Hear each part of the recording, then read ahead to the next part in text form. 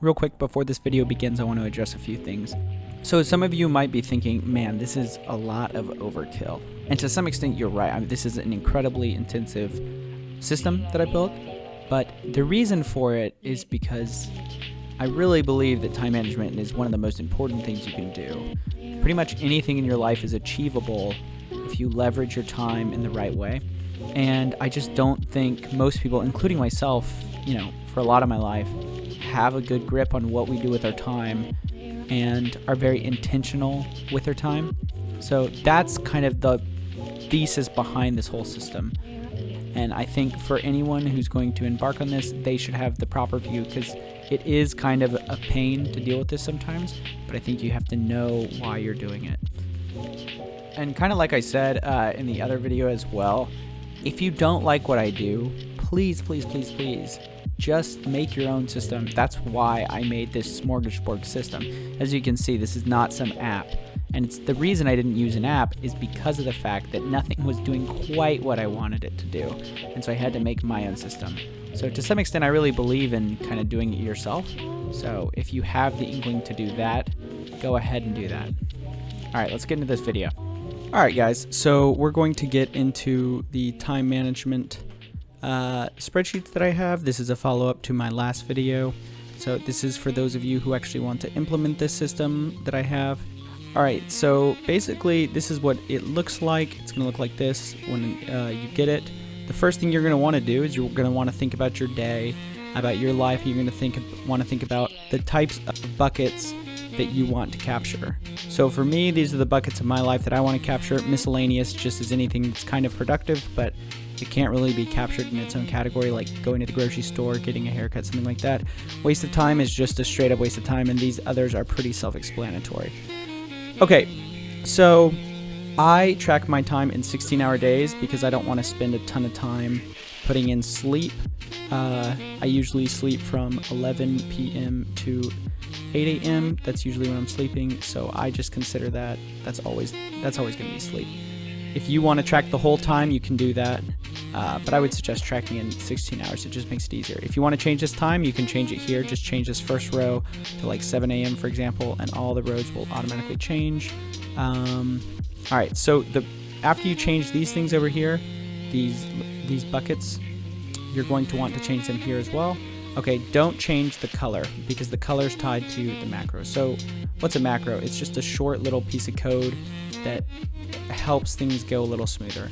So to access your macro, you're going to need to change a few things. So you're going to go to Options in Excel, and then you're going to go to the Customize Ribbon page, and you're going to click this Developer tab. It's just going to let you change some things. You don't need to know that much. Okay, so check this out. So you go to this Developer tab, then you go to Visual Basic. The one thing that you're going to want to change is this file path right here. So whenever you get finished with a day, you're going to press two buttons. You're going to press this button, time management button, and it's going to count up all the colors. So like, let's fill in a day real quick. So let's say we went to church, we read some books, whatever, miscellaneous. This is just a sample day here. Okay, we worked out, blah, blah, blah, blah, blah. We took a nap, whatever. Okay, whatever, I'm just gonna fill it all in. Okay, so you finish your day, and you're gonna hit this time management button. It's gonna track your day. It'll be the percentages. And here's the total, of course. And then you're gonna press this button. But before you do that, you're gonna wanna change this date to whatever your day is. So if 26th of April, 4/26, this is how I do it, 2017. It's just gonna name it whatever is in this first column. It's just gonna name your whole file that. So you're gonna press this button. I'm not gonna press it, but you're gonna press this button and it'll change this name to that, and it'll save it in this file path. But it's a specific file path right here. So you're gonna go here. You're gonna create a folder that wherever you want to save your thing. I chose Time Archives. So like, let's see, I have this folder right here, Time Archives. You can just click this, and then you can just copy it, Control C, and you just paste it right into here. Boom, right here. So keep the quotes. So that'll work out for you. And then yeah, everything else should be good to go.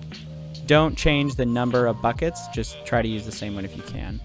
Unless you want to write your own macro, in which case you're fine to do that. Okay, so that's pretty much the daily thing. I think that's, so you press this and then you press that, okay?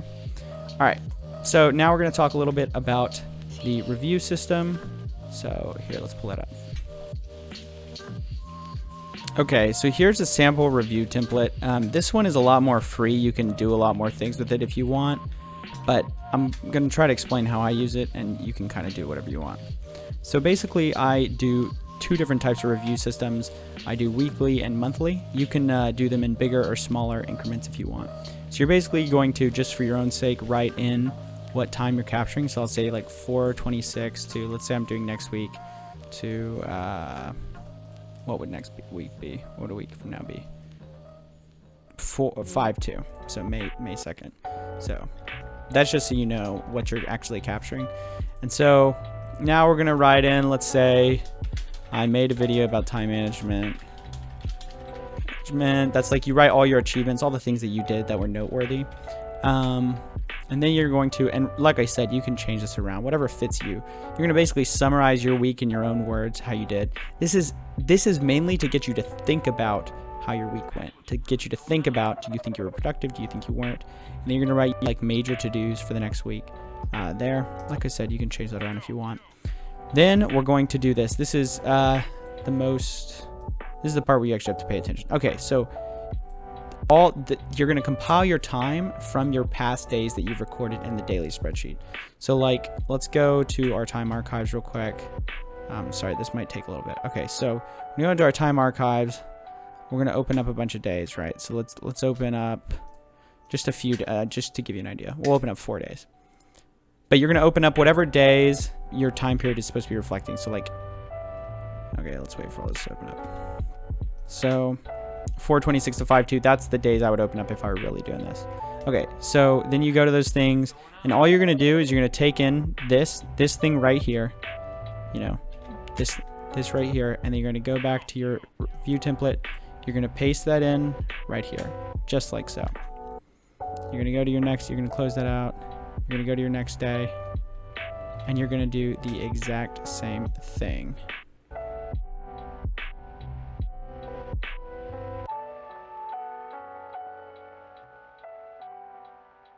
Blah, blah, blah. And you're just going to paste right down the row.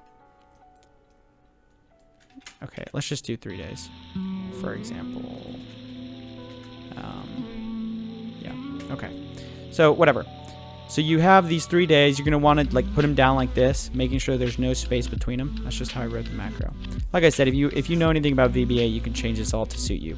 But then you're just going to press compile timesheets, and it's going to summarize it right here. Going to tell you how many hours total you have, the percentage of your day that you spent on each thing, and the number of hours you did doing things. So that's pretty much it. This will give you basically the snapshot look of your week. You can graph this if you want to get like a better way to look at your data. But anyway, that's just up to you. So anyway, then you're going to save it. So I'll show you what I do. Like month 1 review, and I date it, or week 1, blah, blah, blah, week 2, etc. So yeah, that's about it. And then I just save it by hand. So if you need any more help with these spreadsheets, be sure to comment, let me know, or whatnot. Review the video if you don't understand anything. One thing I wanted to mention real quick, guys, is let's say that you did not fill in something for your day. This happens to me occasionally where I'll just forget, I'm doing something else, I'm busy, you know, what have you. What do? Okay, you want to go back in, don't give yourself a hard time, just fill in generally what you did, just ballpark it.